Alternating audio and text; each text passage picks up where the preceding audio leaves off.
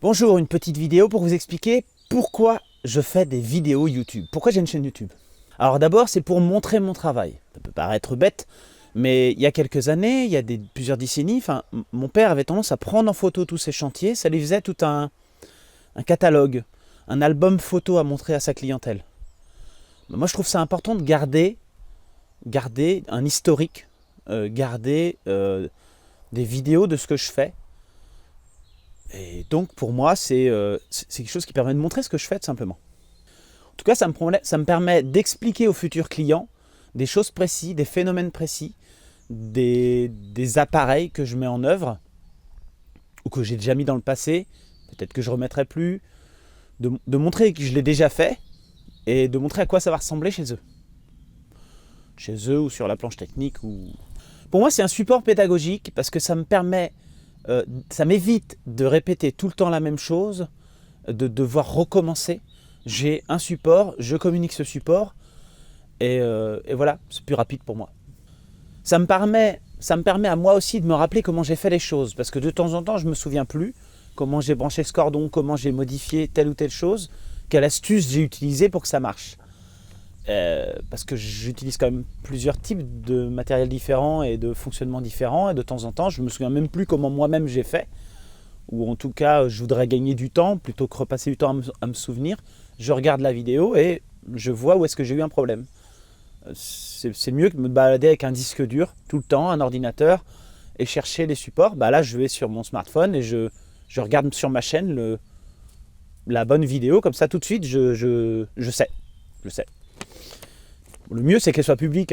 Ça me donne aussi une certaine raison pour tester des produits et des performances que j'aurais pas fait avant. Je l'aurais fait, je l'aurais vu, mais je n'aurais pas noté, j'aurais pas fait les courbes, j'aurais pas comparé les produits.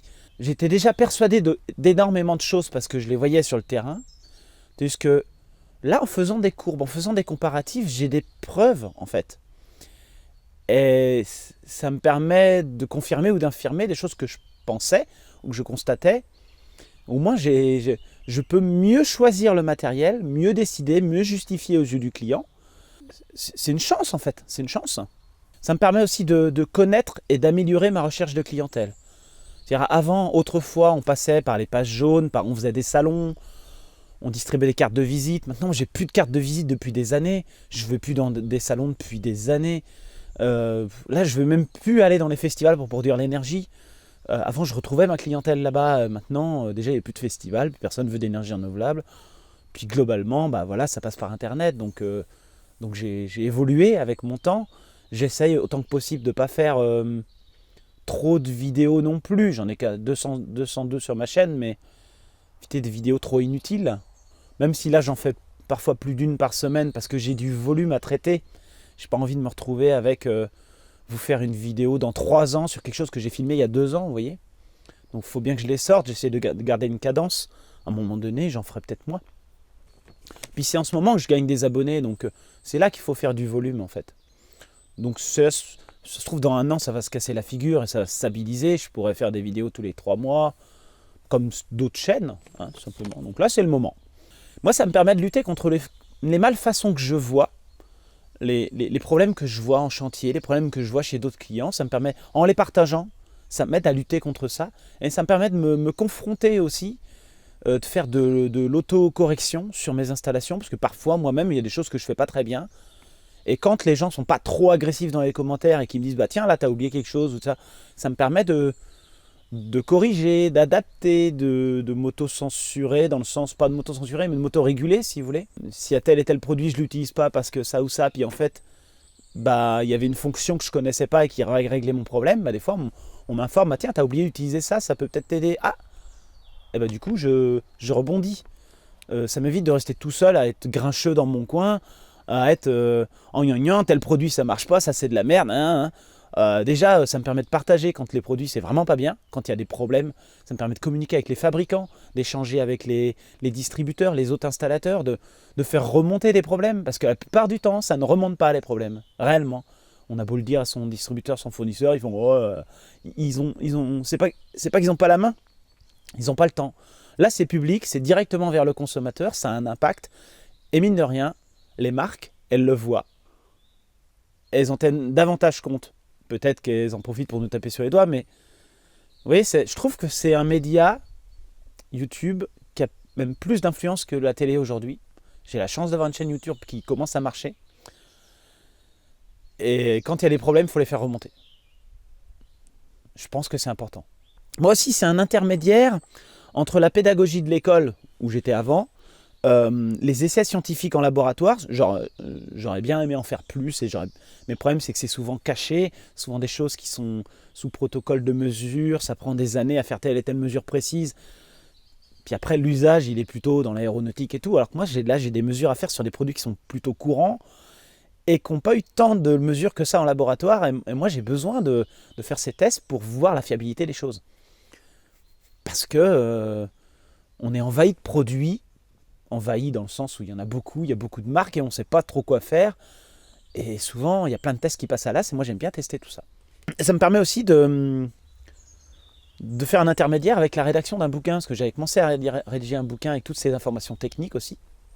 Et le fait de sortir en étapes en chaîne YouTube, quand j'ai des sujets importants, bah moi ça me permet de travailler les sujets comme si je continuais sur le bouquin, mais sous forme vidéo. Et peut-être qu'à la fin, un peu comme d'autres chaînes YouTube ont fait, peut-être que ça m'aidera à faire des chapitres de mon livre et je pourrais faire le bouquin physique. Pour l'instant, j'en suis pas là, c'est trop de boulot. On ne le dirait pas comme ça, mais moi je suis pas mal en surmenage physique, même psychologique, en termes de travail, puis de vie de famille et de tout ce qui est à gérer. Et quand je fais du montage vidéo, c'est plus un moment de détente en fait. Ça me coupe de mes activités physiques difficiles. Vous voyez, là en ce moment j'ai une tendinite ici, j'ai très mal à mon bras. Je ne vais pas aller porter des panneaux solaires, parce que c'est à cause des panneaux solaires que j'ai mal au bras.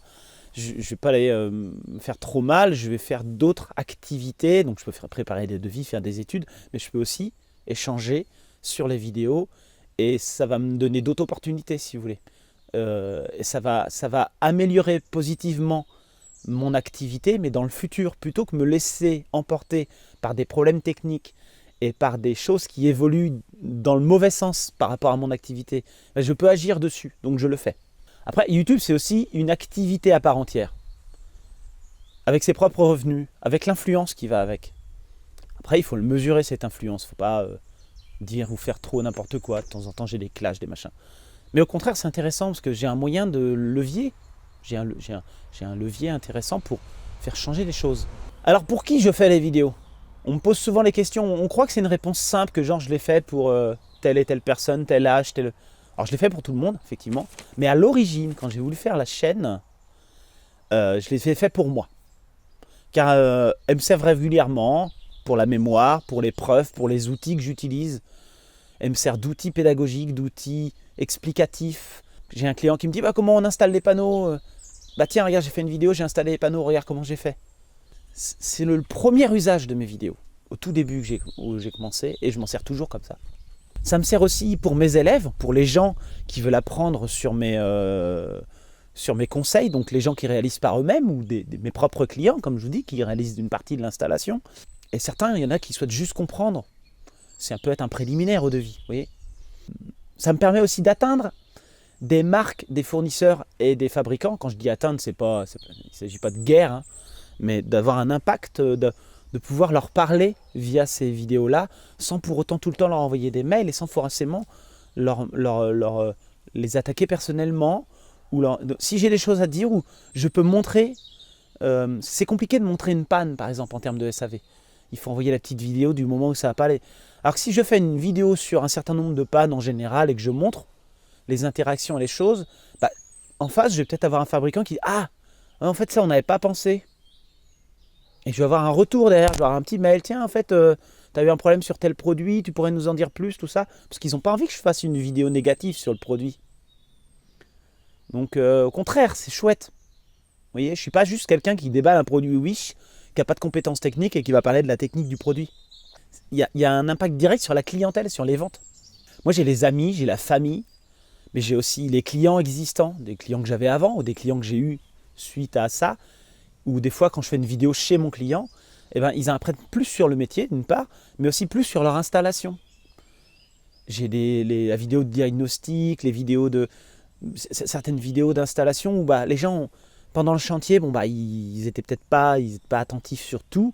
Le fait d'avoir la vidéo qui explique, a posteriori, ça permet de se poser, de se dire voilà, je suis autonome, j'ai des petites questions en plus, où est-ce que je vais trouver les réponses? Ah, il y a la vidéo sur ma propre installation, sur les batteries. Ah tiens, il a testé les batteries dans son atelier. Comment elles fonctionnent ces batteries? Est-ce qu'elles ont une bonne performance? Plutôt que m'emmerder au téléphone, c'est pratique, il regarde la vidéo, je lui dis voilà, pour ton install, il y a telle vidéo, je lui mets les liens. Tu peux aller les voir, tu auras les réponses à des questions supplémentaires sur ma chaîne. Super pratique. J'ai même pas besoin d'avoir d'abonnés pour ça. Ça me permet aussi d'une certaine manière d'invertir les gens pour pas qu'ils se fassent arnaquer ou qu'il y ait des entreprises peu scrupuleuses qui abusent d'elles. Quand c'est des problèmes d'éoliennes de pignon, vous voyez, de vente de panneaux avec des arnaques, quand il y a des produits qui ne remplissent pas leurs promesses, qui sont vendus pour un truc alors que c'est autre chose. Moi, on me dit des fois c'est des détails, il y a des trucs plus risqués, plus dangereux que ça. Mais non, il ne faut pas qu'il y ait de fraude ou de mensonges. C'est important aussi de prévenir, là il y a quelque chose qui ne va pas, parce que des fois c'est le produit qui va être le plus vendu, avec des promesses complètement farfelues et qui vont me créer à moi du tort, parce que je ne vais pas vendre le produit qui convient au client, et le client après il va être déçu. Il va peut-être même me reprocher de ne pas avoir insisté davantage pour lui vendre ce produit. Ça arrive. Et on t'aurait dû me dire, même je te l'ai dit, tu ne l'as pas dit assez fort. Je ne l'ai pas dit assez fort. Je n'ai pas fait assez de forcing. La vidéo qui montre des réalités ou des chiffres sur des choses, pas pour contredire, mais qui relativisent. Parce qu'il y a un vendeur qui va dire, c'est quelque chose ce produit-là, il va faire plus 100% de performance. Si c'est plus 20, en vrai, vaut mieux le savoir, parce qu'il y a quand même un écart. Peut-être c'est plus 30 dans certains cas, mais voilà, c'est important pour moi.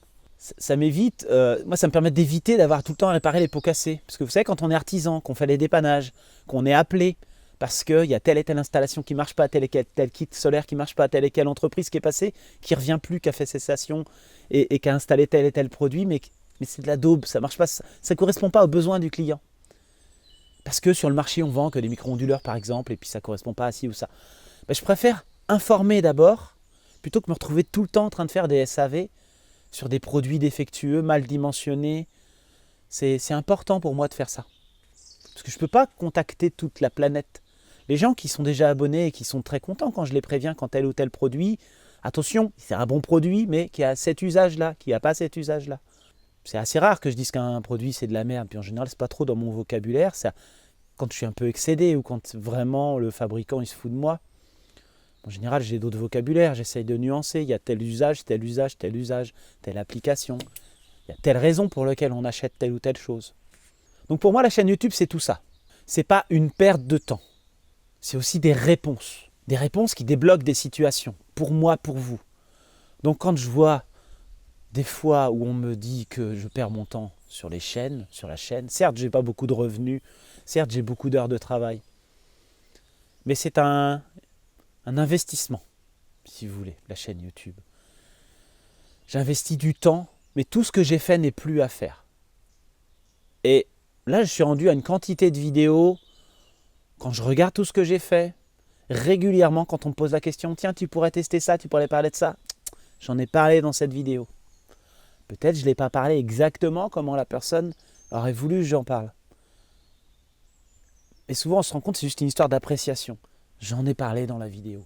Je peux éventuellement refaire une vidéo plus tard pour en reparler. Le YouTube Game, vous savez, refaire une nouvelle vidéo. Si vraiment ça mérite, je refais une vidéo pour X raisons. Des fois je me trompe sur quelque chose, il faut que je refasse une vidéo. Mais là, 202 vidéos, les sujets sont pas équilibré, mais il y a quand même beaucoup de choses sur les batteries, beaucoup de choses sur les groupes électrogènes, beaucoup de choses sur les éoliennes, beaucoup de choses sur les panneaux solaires, les tests. Il en reste des tests à faire, il reste plein de choses à faire. Beaucoup de tests sur les onduleurs hybrides, les onduleurs tout court, les chargeurs, il y a des chargeurs qui arrivent bientôt. J'ai déjà fait les onduleurs chargeurs. Des situations, des types d'installations, des pompes à eau, je couvre énormément de choses. Normalement avec ça déjà.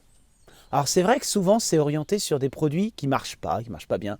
J'ai pas forcément la solution derrière. Parce qu'en fait, il y a des idées à la con. Il y a des idées à la con, il y a des modes de fonctionnement à la con qui sont voués à l'échec. Donc peu importe le produit que je teste, et on me dit, trouve-moi le bon produit pour cette application-là. Non, cette application-là est une mauvaise idée. Donc, moi, c'est vrai que je travaille beaucoup plus sur l'autonomie hors réseau. Donc, l'autonomie, c'est plus spécifique. C'est pas trop de l'autoconsommation. J'ai débordé un peu sur l'autoconso parce qu'il y a plein de gens qui veulent de l'autonomie chez eux sous cette forme-là. C'est vrai que c'est un côté intéressant. Mais des fois, la réponse, c'est reste sur le réseau. Juste reste sur le réseau. C'est pas toujours l'autonomie n'est pas toujours la réponse.